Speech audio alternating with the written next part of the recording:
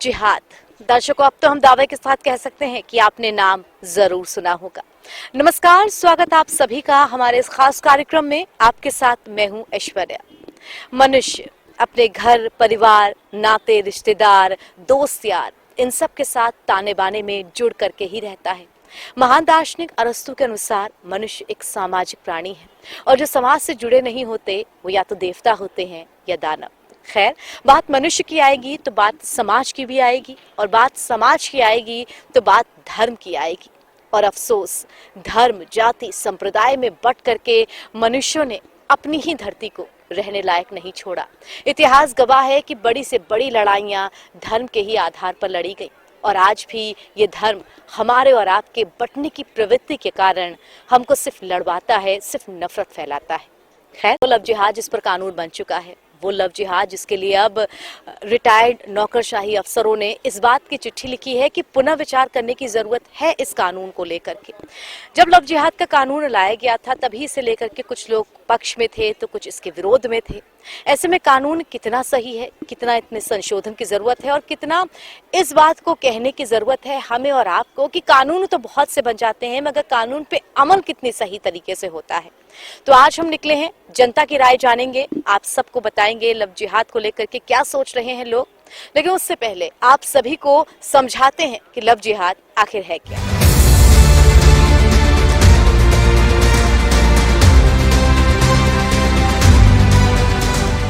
दर्शकों, जब भी कोई कानून बनता है तो उस कानून के सभी पहलुओं को परखने की बहुत ज्यादा जरूरत होती है, बहुत ज्यादा गंभीरता इस विषय पर रखने की जरूरत होती है। हालांकि जब लव जिहाद का कानून बना तो दो अलग अलग पक्ष सामने आए। कुछ ने इन कानून का विरोध किया, लेकिन किसी न किसी मकसद से, किसी न किसी जरूरत की वजह से ही ये कानून लाया गया होगा। लेकिन अब जब उन लोगों के द्वारा जो रिटायर्ड नौकर पेशा लोग हैं उनके द्वारा इस बात को कहा जा रहा है, चिट्ठी लिखी जा रही है कि एक बार पुनः विचार जरूर करना चाहिए, तो शायद इस पे बातचीत की जरूरत आज फिर से है। हमारे साथ मौजूद हैं रूबी, जो कि विश्व हिंदू परिषद की दुर्गा वाहिनी की प्रांत संयोजिका है। हम इनके साथ बातचीत करेंगे। रूबी, जब लव जिहाद का कानून आया था तब भी हम लोगों ने बातचीत की थी, अब इस पर पुनः विचार की बात आ रही है, तब भी हम इस पर बातचीत कर रहे हैं।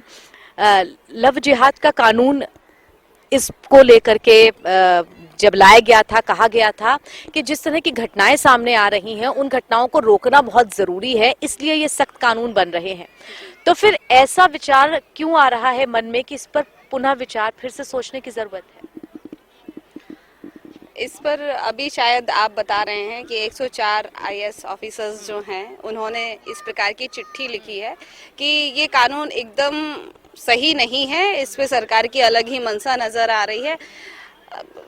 कुछ समझ में नहीं आता कि ऐसे लोगों पर क्या कहा जाए। मुझे तो वही लाइनें याद आती है कि ना हारे हम कभी जंगों में, ना हारे कभी युद्ध के मैदानों में हैं। अरे हम तो घनघोर अहिंसावादी अक्सर अपने घर के जय चंदों से ही हारे हैं। एक ऐसा बुद्धिजीवी वर्ग जिसके बारे में मुझे लगता है मैं क्या ही कहूँ। हमारे समाज में ये देखा जरूर गया है कि बहुत सारी ऐसी चीजें हैं जिन्हें लेकर के कानून है। अगर बात लड़कियों के पक्ष की जाए तो तमाम भयंकर तरीके के, जिसे आप कहेंगे बहुत ही ज्यादा दुर्भाग्यपूर्ण है, बलात्कार के केसेस होते हैं, कितनों में न्याय मिल पाता है। बहुत ज्यादा डोमेस्टिक वायलेंस, घरेलू हिंसा के केसेस होते हैं, कितनों में न्याय मिल पाता है। ऐसे में यहाँ पर जब ये बहस हो रही है कि कानून में बदलाव लाए जाए या किस तरह से कानून को पलटा जाए, क्या इस बात की ज्यादा जरूरत नहीं है कि जो पुराने कानून है उनको सही तरीके से लागू किया जाए?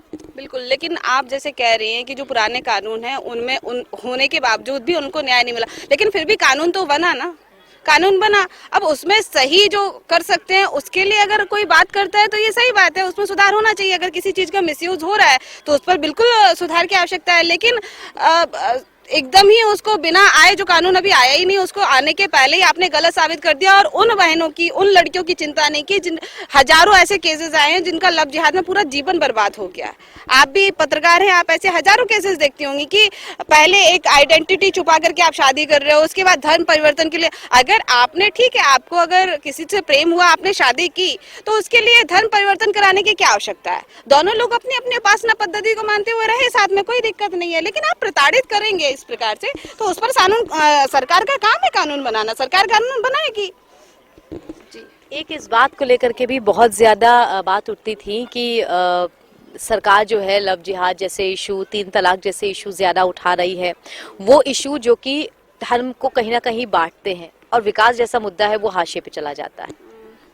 देखिए, इसमें तो इस प्रकार की अगर बातें अगर कोई उस धर्म के लोग कर रहे हैं तो इसमें तो कट्टरता उनकी नजर आती है। फिर इसमें तो अटल जी की कुछ लाइनें हैं कि मैं वीर पुत्र मेरी जननी के जगती में जौहर अपार, अकबर के पुत्रों से पूछो क्या याद उन्हें मीना बाजार, क्या याद उन्हें चित्तौड़ दुर्ग में जलने वाली आग प्रखर, जब हाय सहस्त्रों माताएं जल जल कर हो गई भस्मसात, वह बुझने वाली आग नहीं रग रग में उसे समायूं। तो अगर आप इस प्रकार की बातें करोगे तो फिर हम भी कुछ नहीं भूलें। अगर आप खिलजी की बात करते हो तो हम पद्मावती का किया हुआ जौहर नहीं भूल सकते हैं। अगर आप गौरी की बात करोगे तो हम महाराणा प्रताप को नहीं भूल सकते हैं। तो बात यही है कि अभी जो वर्तमान में जो अच्छा हो रहा है, हम सब ये जातिवाद से ऊपर उठ करके उसका समर्थन करना चाहिए, सही चीजों का।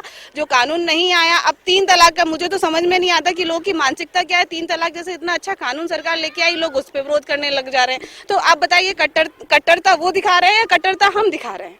अभी तक जाने कितनी सरकारों ने धर्म के नाम पर, वोट के नाम पर उनको ठगने का प्रयास किया, कभी किसी कुछ किया नहीं गया उनके लिए। लेकिन इस सरकार में उनके लिए इतना अच्छा काम किया जा रहा है, उनको आगे बढ़ाने का प्रयास किया जा रहा है। उस पर मुझे नहीं लगता कि कोई ऐसा सरकार ने मतलब एक जाति धर्म को टारगेट करके ये निर्णय लिया, ऐसा मैं तो नहीं मानती। अच्छा, एक आखिरी सवाल इस बात को लेकर के कि महिलाओं के को फोकस करके, महिलाओं को सबसे ज्यादा जो लव जिहाद में पीड़ित पक्ष था वो महिलाएं ही थी, वो लड़कियां ही था, उनको ही टारगेट बनाया जाता था इसमें, और उसी के लिए कहा जा रहा था कि लव जिहाद लेकर के आया जा रहा है। लेकिन तमाम ऐसे केसेस होते हैं, बलात्कार से लेकर के घरेलू हिंसा तक, जिसमें लड़कियां टारगेट बनती हैं, उनको न्याय नहीं मिलता है। तो एक पर्सन का ये भी बात कही जा सकती है कि ये नए कानून से औरतों को किस प्रकार का न्याय मिलेगा? देखिए, अगर हम ये कह रहे हैं कि लव जिहाद के केसेस बहुत कम हैं तो ये एकदम गलत है। लव जिहाद के बहुत सारे केसेस ना जाने, हम तो उनकी बात कर रहे हैं जो हमारे सामने आ गए हैं। बहुत सारे ऐसे केसेस होते हैं जो हमारे सामने भी नहीं आते, वो चाहे लड़कियों के ऊपर कोई भी किसी भी प्रकार का अत्याचार हो, हम बहुत ही कम केसों को देख पाते हैं। उसके आधार पर मैं अगर ये आकलन कर रहे हैं कि नहीं ये केसेस कम है तो ये गलत है। ना जाने कितने ऐसे केसेस होते हैं और गलत होता है, चाहे वो 100 के साथ हो चाहे वो 1000 के साथ हो। तो बहुत सही काम है ये, बहुत सही सरकार का निर्णय है, मुझे नहीं लगता। और इस पे अगर सरकार इस निर्णय को बदलती है तो कहीं ना कहीं हम लोगों को चिंता करनी पड़ेगी, क्योंकि बहुत समय के बाद हम आत्महीनता के अंधेरे से प्रकाश के पथ पर अग्रसर हुए हैं। इस प्रकार के काम सरकार करने का निर्णय ले पा रही है, ये बहुत अच्छा है।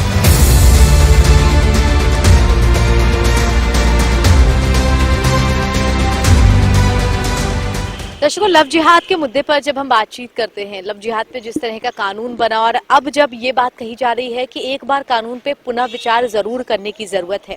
ऐसे में हमारे साथ उज़मा जी मौजूद हैं, उनके साथ बातचीत करना चाहेंगे। उज़मा जी, इस कानून को जब लाने की बात कही जा रही थी, जब कानून बना था तब भी हम लोगों ने बातचीत की थी इस बात को लेकर के। अब इस चीज को लेकर के एक पॉइंट उठाया जा रहा है। रिटायर्ड IAS अफसर जो है उन्होंने इस बात को बोला है कि सरकार को पुनः विचार करने की जरूरत है कि क्या लूप होल्स हो जाए। जब कानून लाया गया तब ये बात बोली गई थी कि जो पीड़ित लड़कियां हैं उनका पक्ष लेने के लिए, उनको न्याय मिले, इसके लिए कानून लाया जा रहा है। कहीं ना कहीं अपराध हो रहे थे, लेकिन अब ये बात भी कही जा रही है कि इस कानून का क्या बेजा इस्तेमाल नहीं हो सकता है। इस बीच लव जिहाद के कानून को कहाँ देखती हैं आप, क्या कहेंगी?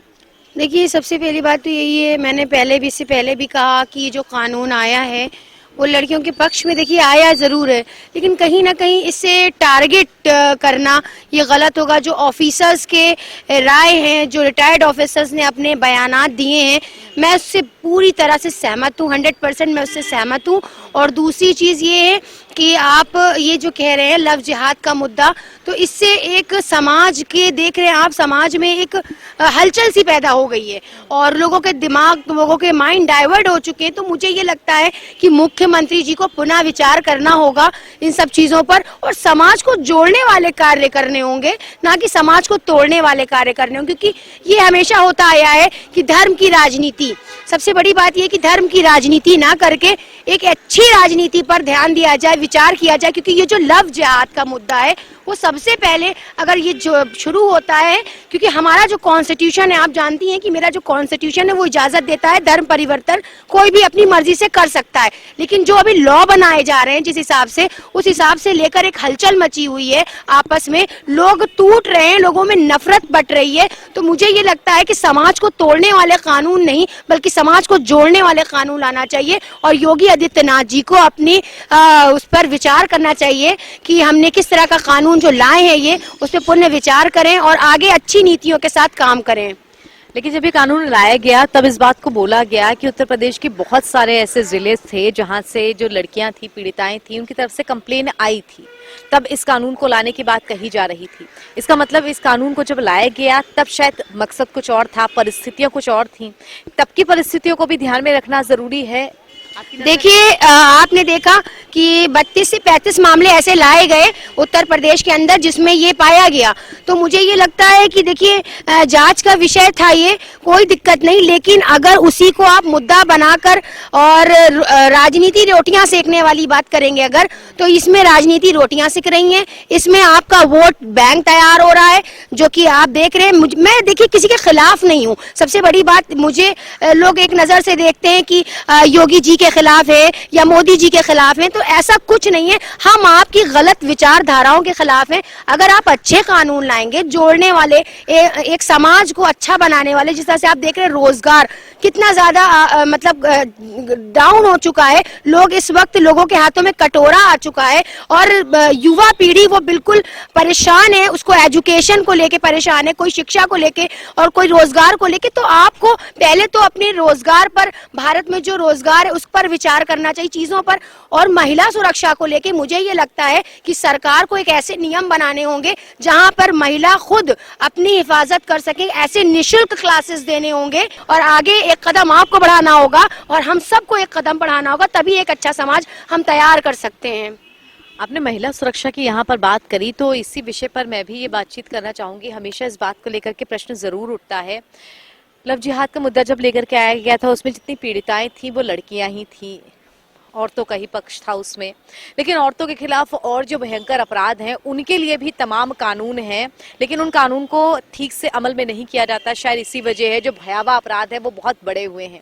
ऐसे में लव जिहाद का कानून लड़कियों के प्रति होने वाले अपराध के सही मायने में रुक पाएंगे इससे? देखिए सबसे बड़ी बात ये, कानून बनाना आसान है लेकिन कानून पर अमल किया जाए ये बहुत मुश्किल है। जिस तरह से आप देखते पहले से ही कितने कानून बन चुके हैं महिलाओं को लेकर, डोमेस्टिक वायलेंस हुआ या जितना भी रेप पीड़िताओं के लिए जो कानून बनाए गए और एसिड जो फेंकते हैं उनके लिए जो कानून बनाए गए, आज तक उस पर सही तरीके से अमल ही नहीं हो पाया। तो आप ये कौन से लव जिहाद की बात करते हैं? पहले जो पिछले कानून है, जो पिछले आपका वो है, तो आप उस पर अमल करें सख्ती के साथ ताकि सजा मिले। यानी बलात्कार करने वाले को, रेप करने वाले को एक ऐसी सजा होनी चाहिए उसकी कि बीच चौराहे पे उसे लटकाना चाहिए, उसे फांसी की सजा देनी चाहिए, ना कि उसके लिए 5 साल 7 साल 8 साल पेरेंट्स को इंतजार करना होगा, तब जाके बच्ची को इंसाफ मिलेगा। जब मामले ठंडे हो जाते हैं तब इंसाफ मिलते हैं। तो मुझे ये लगता है कि जो सबसे पहले जो कानून बनाए गए आप उस पर गौर करिए, उस पर सख्ती से पेश आइए, तब जाके आप दूसरे कानून लाएंगे। उस्मा जी, आप मिशन शक्ति के साथ भी जुड़ी हुई हैं, जो लड़कियां बच्चियां उनको शिक्षित करने का काम भी कर रही हैं। लड़कियों में इस वक्त कितनी ज्यादा जरूरत है कि वो भी शिक्षित हों, अपने पैरों पे खड़ी हों और ये जो कानून बनाए जा रहे हैं ये खुद अपने लिए वो समझे कि हाँ ये हमारे पक्ष का कानून है? देखिए कुछ तो बच्चियां ऐसी हैं, जहां मैं गांव में जाती हूँ बच्चियों को शिक्षित करने, उनको तो कुछ पता ही नहीं है कि समाज में हो क्या रहा है, चल क्या रहा है। तो आधे से ज्यादा जो आबादी जो लड़कियों की है, आपको पता होगा महिलाओं की आबादी बहुत है जिस हिसाब से, तो उस हिसाब से देखा जाए तो लड़कियां शिक्षित नहीं हैं। और ऐसी एजुकेशन के मामले में भी उत्तर प्रदेश को सोचना होगा कि लड़कियों को शिक्षा, खास लड़कियों के लिए एक शिक्षा का वो बनाना होगा, ऐसी जगहें तैयार करनी होगी जहाँ लड़कियां बच्चियां शक्तिशाली भी हो सके, शिक्षित भी हो सके। क्योंकि हमारे समाज में बहुत ज्यादा जरूरत है कि बच्चियों को शिक्षित किया जाए और बच्चियों को इस तरह की तालीम दी जाए कि वो अपनी आत्म सुरक्षा खुद कर सके। जो केसेस हैं जो बढ़ रहे हैं, आप देख रही हैं कि जब केस हो जाता है, जब सारे कांड हो जाते हैं, तब वहां पर पुलिस पहुंचती है, सारी कानूनी कार्रवाई होती है। तो क्यों ना ऐसा किया जाए कि बच्चियों को निशुल्क इस तरह की ट्रेनिंग्स दी जाएं निशुल्क सरकार की तरफ से, ताकि बच्चियां अपनी आत्म सुरक्षा खुद कर सके। और मैं तो यही कहती हूँ कि हर लड़की को अपने हाथ में एक हॉकी लेकर चलना चाहिए और खुद अपनी आत्म सुरक्षा करनी चाहिए, ताकि इन दरिंदे और भेड़िए लोगों से बचा जा सके और अपनी सुरक्षा खुद की जा सके।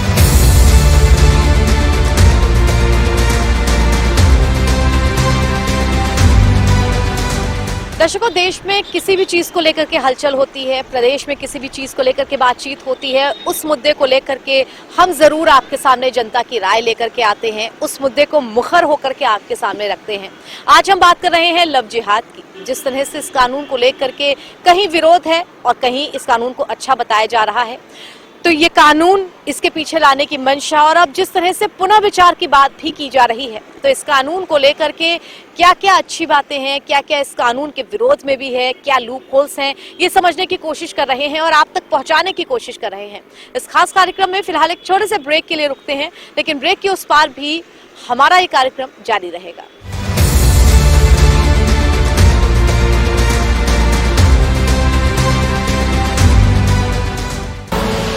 आप देख रहे हैं के न्यूज, खबरों का सारथी।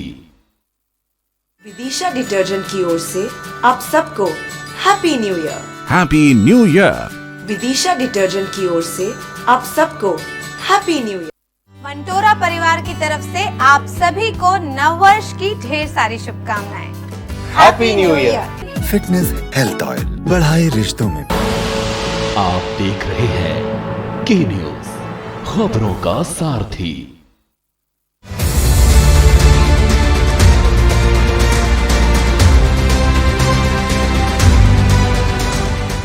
ब्रेक के बाद स्वागत है आप सभी का हमारे इस खास कार्यक्रम में। हम बात कर रहे हैं लव जिहाद के मुद्दे पर। जिस तरह से लव जिहाद का कानून लाया गया और अब 104 जो रिटायर्ड आईएएस अफसर हैं उनके द्वारा इस बात को कहा जा रहा है, चिट्ठी लिखी गई है सरकार को कि इस कानून पर एक बार फिर से विचार कर लिया जाए।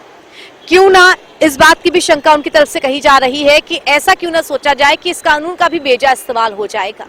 लव जिहाद का कानून जिस वक्त आया था उस वक्त बहुत सारे ऐसे मामले सामने आए थे उत्तर प्रदेश के अलग अलग जिलों से, जिनमें मेरठ, कानपुर समेत तमाम जिले थे, कि धर्म बदल के अपनी आइडेंटिटी छुपा करके कहीं ना कहीं शादी का मकसद लेकर के अपने कदम को आगे बढ़ाया गया। ऐसे में इस कानून को लाया गया, तब परिस्थितियां वो थी, लेकिन अब जिस बात को कहा जा रहा है उसे भी समझने की बहुत जरूरत है। ऐसे में हम निकले हैं लोगों की राय जानने के लिए कि ये कानून कितना पक्ष में है और कितना विरोध में है। आइए चलते हैं, जानते हैं।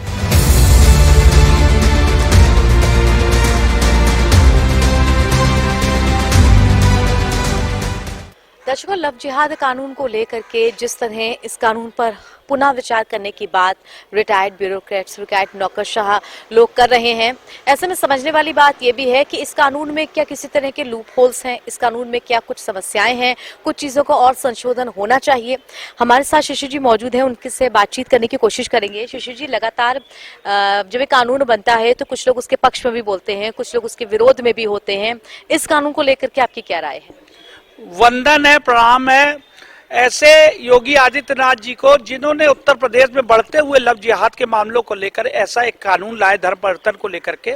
बहुत धन्यवाद है पहले तो योगी आदित्यनाथ और आप लोगों को, मीडिया के भाइयों को। दूसरी बात, जो 104 आईएएस लोगों ने जो पत्र दिया है, एक विद्वान वर्ग है, चिंतनशील वर्ग है, तो मेरा उस पर यह कहना है कि उनकी बात से इतर मैं कुछ बताना चाहता हूँ। जो धर्मांतर पीड़िताएं हैं, क्या वो इन आईएएसओ के तक पहुंच पाती हैं? नहीं पहुंच पाती हैं। वो थानों में धक्का खा के अपनी एफआईआर के लिए जब जाती है तो वहां थानों में उनकी एफआईआर नहीं दर्ज होती है। दर्ज हो गई अगर तो आईओ उसमें पैसा ले लेता है, वहां से अगर छूट गई तो अदालत जाते जाते मेडिकल में वहां डॉक्टर पैसा खा जाते हैं। ऐसी स्थिति में उस पीड़िता को न्याय मिलना तो असंभव सा काम है। तो मेरा ये कहना है कि इस तरीके कानून लाके स्वागत योग काम किया गया है, लेकिन फिर भी मैं ये कहना चाहता हूँ कि अभी भी इस कानून में 3 खामियां हैं मेरे अनुसार, क्योंकि मैं अधिवक्ताओं का भी पूरे प्रदेश का नेता हूँ, तो लीगल पॉइंट से भी आपको समझाने की कोशिश करूंगा। पहली बात, सुप्रीम कोर्ट ने कहा है कि किसी भी लव जिहाद का मामला जो आप लोग कहते हो, तो उसमें होता क्या है, जब एक लड़की किसी गैर धर्म के लड़के से प्यार करती है तो उसको उस धर्म के बारे में ज्ञान नहीं होता है।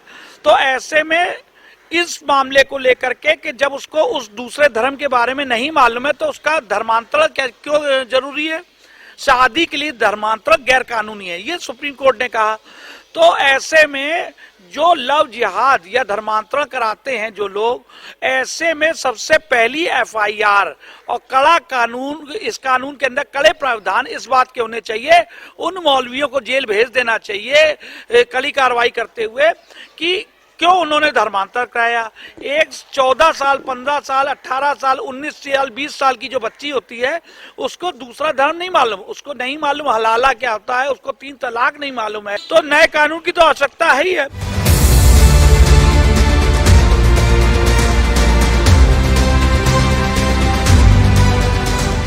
तो लव जिहाद के कानून को अमली जामा पहनाया जा चुका है, ये कानून लागू है। लेकिन दूसरी तरफ 104 आईएएस अफसर जो कि रिटायर्ड हैं, यानी कि हमारे समाज का जो बुद्धिजीवी वर्ग है, उनकी तरफ से अब ये मांग की जा रही है कि इस कानून को वापस लिया जाए, एक बार पुनः विचार जरूर किया जाए इस कानून पर कि कहीं इसका गलत फायदा ना हो जाए। हमारे साथ बात करने के लिए सैयद जरीन जी मौजूद हैं इस विषय पर। सैयद जी, अब इस कानून को वापस लेने की या इस पर पुनः विचार करने की बात कही जा रही है। ये कानून शुरू से ही विवादित रहा, सबके अपने अपने पक्ष है, जिसने कानून लागू किया उस तरफ का भी अपना पक्ष है और जो इसको अपोज करता है उसका भी अपना पक्ष है। क्या लगता है आपको, जब लागू किया गया था तब क्या समस्या थी और अब जब पुनः विचार की बात हो रही है तो क्या समस्या है? देखिए, मेरा अपना ये मानना है कि जिन राज्यों में कट्टरपंथी सरकारें हैं या जो धर्म की राजनीति करने वाली सरकारें हैं, वहाँ पर इसको लागू करा गया है। और दूसरी चीज़, उत्तर प्रदेश जो राज्य है ये हमेशा से गंगा जमनी तहजीब के लिए जो है ये माना गया है। तो अगर इस माहौल में अगर ऐसा लव जिहाद को लेकर कर कानून बना है, देखिए ऑलरेडी जो है वो, अगर आप हिंदू मैरिज एक्ट को देखें तो उसमें अगर आप धर्म परिवर्तन करते हैं और फिर उसके बाद आप शादी करते हैं तो 1 महीने पहले आपको मजिस्ट्रेट के सामने जाकर के अर्जी देनी पड़ती है। और अब तो उसमें आधार कार्ड लगने लगा है। तो अगर आपको लग रहा है कि कोई फ्रॉड केसेस इस तरीके के आ रहे हैं, तो आधार कार्ड से बड़ा देखिए कोई सबूत नहीं होता है हमारी धर्म, जाति, हमारी पूरी आइडेंटिटी को लेकर के।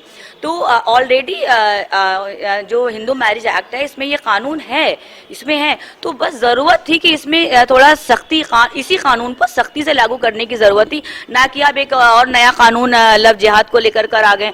तो मुझे ये लगता है कि इसमें जो महिला को एक केंद्र बना करके और जो धर्म की जो राजनीति जो लोग कर रहे हैं और जो धार्मिक नफरत जो लोग बढ़ा रहे हैं, उनका इसमें ज्यादा बड़ा रोल है। तो मैं बिल्कुल और 124 जो आईएएस, जो रिटायर्ड आईएएस है, जो बायोक्रेट्स हैं, उन्होंने इसकी खिलाफत करी तो कुछ सोच करके ही करी होगी।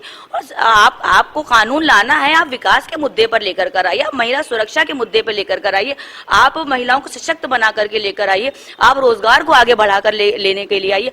आप बस वही लव जिहाद, ट्रिपल तलाक और मतलब ऐसे नॉनसेंस कानून जो आ रहे हैं, मैं उसकी बिल्कुल खिलाफत करूंगी। सरीन जी, यहाँ पर एक विषय ये भी उठ रहा था कि जिस तरह से तमाम तरीके की घटनाएं सामने आई थी, मेरठ से, कानपुर से, उत्तर प्रदेश के और जिले हैं जहाँ पर अपना धर्म, अपनी पहचान छिपा करके मकसद के साथ शादी की गई थी। जब इतनी ज़्यादा कंप्लेंट्स बढ़ी तो सरकार का यही कहना था कि इस तरह की गतिविधियों को रोकने के लिए, जो पीड़ित महिलाएं हैं उनको न्याय दिलाने के लिए, कुछ आगे ऐसी समस्या ना हो, इसलिए ये कानून बनाया गया। लेकिन अब जब कानून बन गया है तो दूसरे पक्ष की तरफ से ये भी कहा जा रहा है कि ऐसा क्यों ना माना जाए कि इस कानून का बेजा फायदा भी उठा लिया जाएगा। तो समस्या कहाँ पर है? देखिए, मैं एक बात आपसे कहना चाहूंगी कि देखिए, सबसे बड़ा जो हमारा हिंदुस्तान है, सबसे बड़ा लोकतंत्र है और ये संविधान से चलता है। संविधान में ऑलरेडी ऐसे कानून बनाए गए हैं जो आपको, आपकी जो निजता है, जो आपके अधिकार हैं, चाहे वो महिला अधिकार हो चाहे पुरुष अधिकार हो, वो आपका पहले से ही उसकी सुरक्षा करते हैं।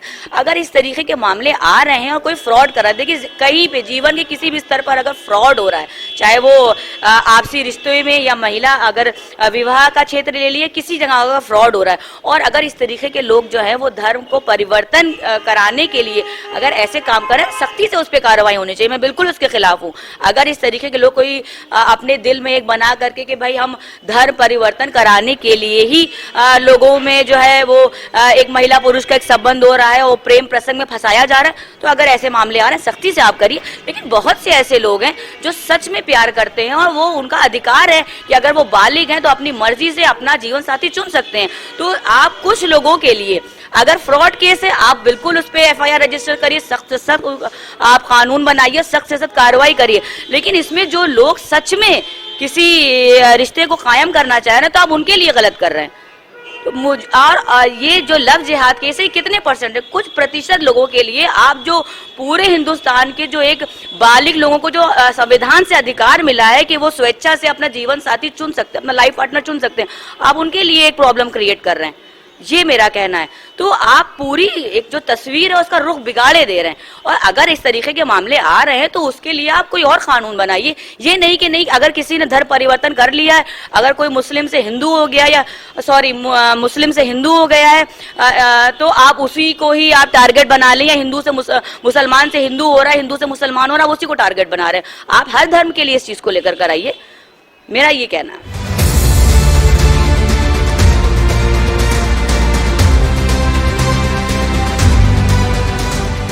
दर्शकों, कोई भी कानून इसलिए बनता है ताकि हम और आप सुरक्षित रह सकें, ताकि जनता जो कि तमाम अपराधों को झेलती है, परेशानियों को झेलती है, उसे इससे मुक्ति मिले। भारत सबसे बड़ा लोकतंत्र है, देश हमारा देश दुनिया के लिए एक मिसाल है, लेकिन इस लोकतंत्र में सबको अपनी अपनी राय रखने का हक भी है। ऐसे में लव जिहाद को लेकर के जब दो संप्रदाय के बीच अलग अलग तरीके की बातचीत है, एक पक्ष है जो इस कानून का समर्थन करता है और एक पक्ष है जो इस बात को भी समझता है कि क्यों इस बात की शंका ना जाहिर की जाए कि इस कानून का बेजा इस्तेमाल हो जाएगा। ऐसे में जरूरत है उस शंका को दूर करने की, और उससे भी ज्यादा जरूरत है कि कानून को सही तरीके से लागू किया जाए, क्योंकि बहुत बार इस चीज को लेकर के चर्चा हो चुकी है कि हमारे देश में कानून तो बहुत हैं, हर चीज के लिए लॉज हैं, लेकिन लॉज को किस तरह से इम्प्लीमेंट किया जाता है, कानून को किस तरह से लागू किया जाता है, उसकी कमी महसूस की जाती है। तभी अपराधों को इतना ज्यादा बढ़ावा मिलता है। ऐसे में दर्शकों, आज के इस लव जिहाद स्पेशल एपिसोड से फिलहाल के लिए मुझे इजाजत दीजिए। हमारा आज का एपिसोड यहीं तक। हम हमेशा उन मुद्दों को छूते हैं जो आपको असर करते हैं। आगे भी ऐसे मुद्दों पर हम आपके लिए कुछ ना कुछ नया लेकर के लाते रहेंगे, जनता से बातचीत करते रहेंगे। फिलहाल अलविदा का वक्त। कैमरा पर्सन रियाज के साथ मैं ऐश्वर्या, के न्यूज के लिए।